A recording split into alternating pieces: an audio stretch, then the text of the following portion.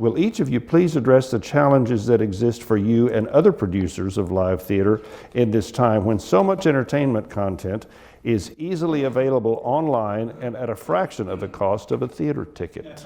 We all spend an incredible amount of time staring at a screen, whether it's this big or it's this big.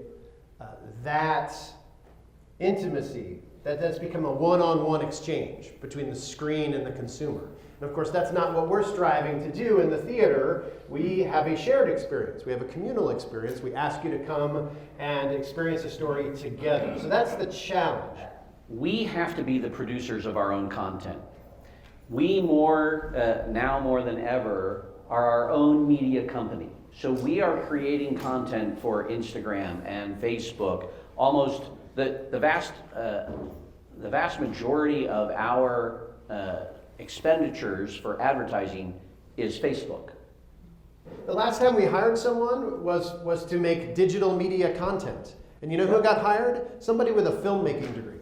Yep. Because that's what they do. They make little films for us that we post all over the place. And that's what drives people to the box office now. Yep.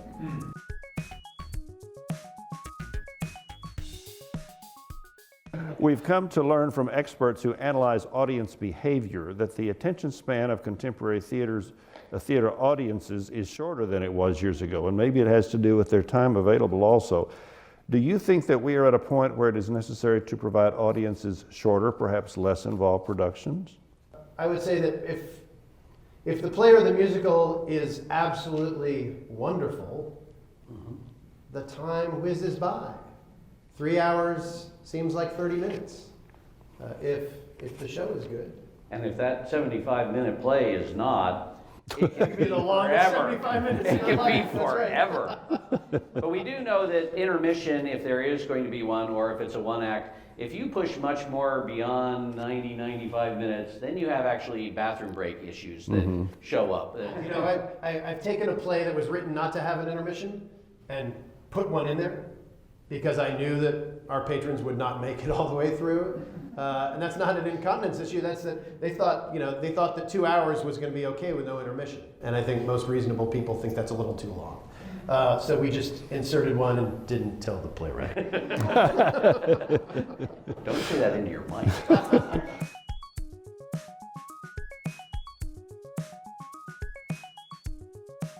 Regarding new works, do you commission playwrights and composers to create new works, especially for the Playhouse? And if so, how does the theater benefit from future productions of the new work when it goes elsewhere? And do you get a share of the royalties?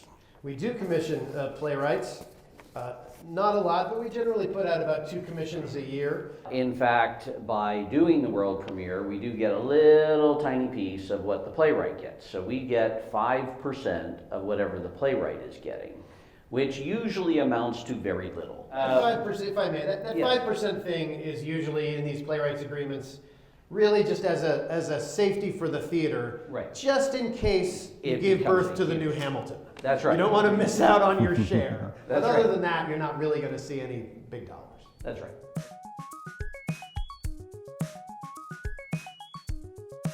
Okay. The last question, are there any plans to collaborate with the talented artists that are here at CCM? Well, yes.